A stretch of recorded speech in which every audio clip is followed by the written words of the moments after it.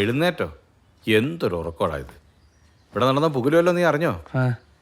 അത് പറയാനല്ലേ ചേട്ടൻ ഇങ്ങോട്ട് വന്നത്, പറ.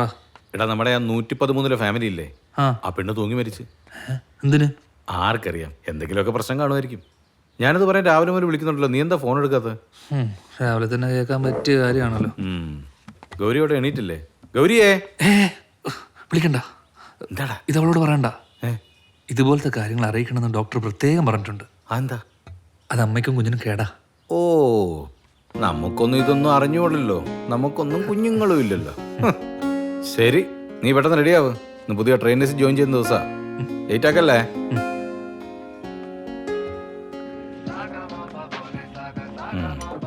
അമ്മ വല്ലതും ഉണ്ടാക്കിയ മോളെ?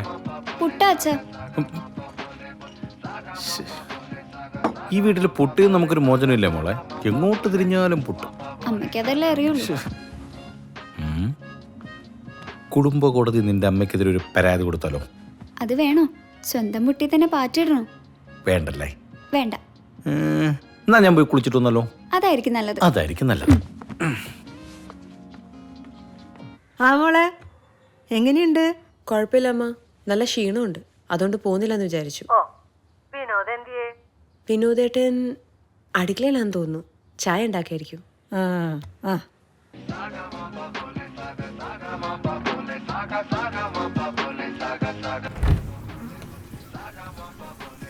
ലച്ചു, മേളിലൊരു മരണം നടന്നപ്പോഴാണ് നിന്റെ പാട്ടും കൂത്തുമൊക്കെ. അതൊന്ന് നിർത്തിക്കേ. ഞാൻ ആർട്സ് ഡേക്ക് വേണ്ടി പ്രാക്ടീസ് ചെയ്യുവല്ലേ. ലച്ചു, നിർത്തി.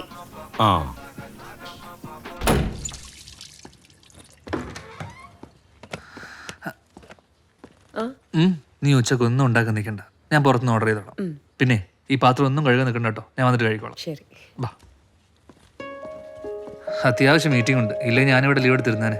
അപ്പൊ പറഞ്ഞിട്ടടി. ഹലോ. അയ്യോ സോറി.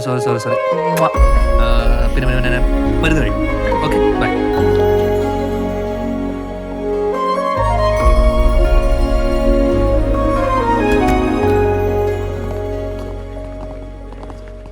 സാറേ നമസ്കാരം. ജോജി ഇവിടെയാണോ താമസിക്കുന്നത്? അതെ, ഞാനിവിടെ 101. മരിച്ച കുട്ടിയുടെ ഫാമിലിയെ പരിചയമുണ്ടോ? അവരങ്ങനെ ആരുമായിട്ടും വലിയ കോണ്ടാക്ട് ഒന്നുമില്ല സാറേ. വല്ലപ്പോഴും താഴെ വെച്ചൊന്ന് കണ്ടെങ്കിലായി, അത്രേ ഉള്ളൂ. അല്ല, സാറിന് എന്തെങ്കിലും ആവശ്യമുണ്ടോ വിളിച്ചാൽ മതി, ഞങ്ങൾ എന്താന്ന് വെച്ചാൽ ഹെൽപ്പ് ചെയ്തുതരാം. അല്ലേടാ? ഞാൻ വിളിച്ചോളാം. ശരി. വല്ല കാര്യമുണ്ടോ ഈ വഴിയെ പോകുന്ന എണിയൊക്കെ കയറി പിടിക്കാൻ? ഒന്ന് പോടാ.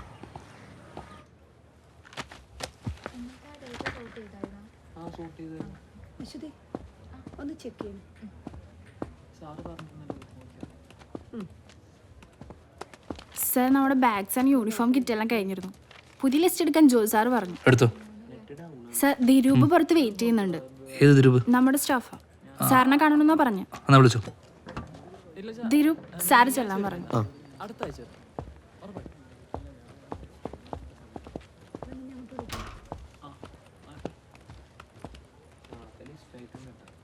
സാർ. നീയോ? എന്താ പുതിയ പ്രശ്നം? അത് പിന്നെ വിനോദ് സാറേ, സാറിനെയും ചേച്ചിനെ 2-3 തവണ പുറത്ത് വെച്ച് കണ്ടിട്ടുണ്ട്. അതിന്? അതാ ഞാൻ വന്നത്. എന്ത്?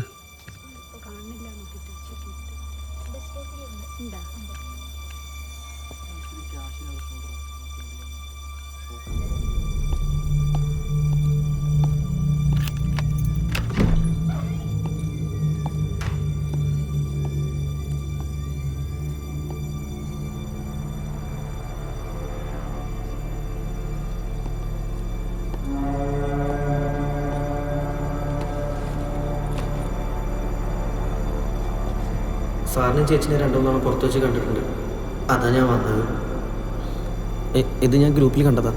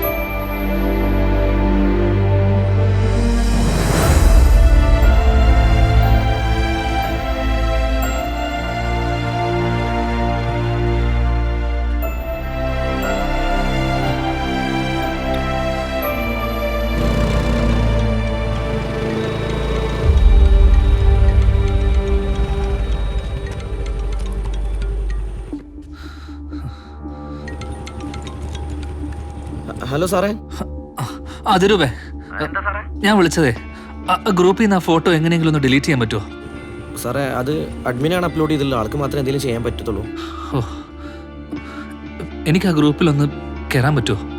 സാർ, അതിനൊരു ലിങ്ക് ഉണ്ട് വാട്സപ്പിലും ടെലിഗ്രാമിലും ജോയിൻ ചെയ്യാൻ. എനിക്കൊരു ഗ്രൂപ്പിൽ നിന്ന് കിട്ടിയതാ, ഞാൻ അങ്ങനെ കയറിയത്. ആണോ? എന്നാ ഒന്ന് പെട്ടെന്ന് തന്നെ രൂപം ഒന്ന് അയക്കോ?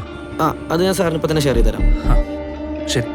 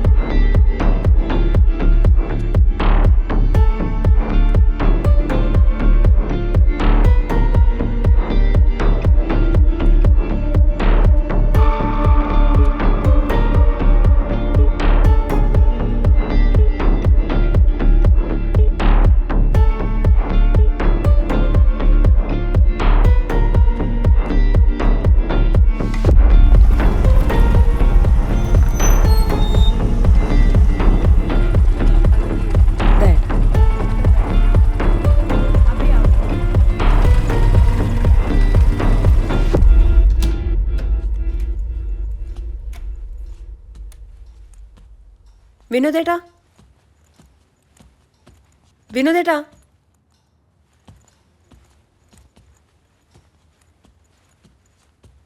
ആ, ഇവിടെ വന്നിക്കായിരുന്നോ? ഞാൻ എത്ര പ്രാവശ്യം ഫോൺ വിളിച്ചു. എന്താ ഫോൺ എടുക്കാതിരുന്നേ? അല്ല, എടുക്കാത്തപ്പോൾ ഞാൻ ഓട്ടോ പിടിച്ചങ്ങ് പോന്നു. ഇന്നാണേ തിരക്കോ തിരക്ക്, അവിടുന്ന് അനങ്ങാനും കൂടെ പറ്റിയില്ല. ഗൗരി എന്ന രതികുമാരി. അക്ഷയ സെന്ററിൽ അങ്ങനെ ഒരു സുന്ദരി കോതയെ ഞാൻ ഒട്ടും പ്രതീക്ഷിച്ചില്ല. അവളുടെ കണ്ണുകൾ എന്നെ വിളിക്കുന്ന പോലെ, അവളുടെ ചുണ്ടുകളും ആരെയും ത്രസിപ്പിക്കുന്ന അവളുടെ രൂപവും ഇപ്പോഴും എൻ്റെ മനസ്സിലുണ്ട്. അവളുടെ ചുണ്ടുകളിൽ അമർത്തി ഉമ്മവെക്കുന്നത് ആ നിമിഷം ഞാൻ സ്വപ്നമുണ്ട്. അവളുടെ കഴുത്തിലൂടെ ഒലിച്ചിറങ്ങുന്ന വിയർപ്പ് തുള്ളികളോട് പോലും എനിക്ക് വല്ലാത്ത അസൂയ തോന്നി. തിരക്ക് പിടിച്ച അവളുടെ ജോലിക്കിടയിലും അവൾ എന്നെ ശ്രദ്ധിക്കുന്നുണ്ടെന്ന് എനിക്ക് മനസ്സിലായി. ചെയ്തുകൊണ്ടിരുന്ന ജോലി മറ്റൊരാളെ ഏൽപ്പിച്ച് അവൾ എന്നെ അടുത്തേക്ക് വിളിപ്പിച്ചു.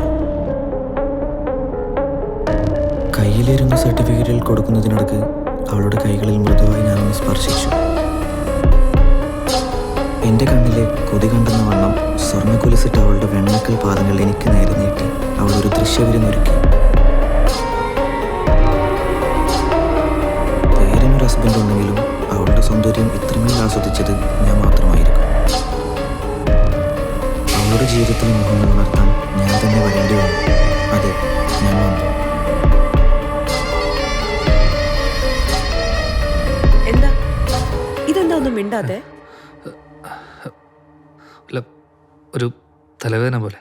ആ, പറയണ്ടേ, ഞാൻ പോയി ചായ എടുത്തിട്ട് വരാം.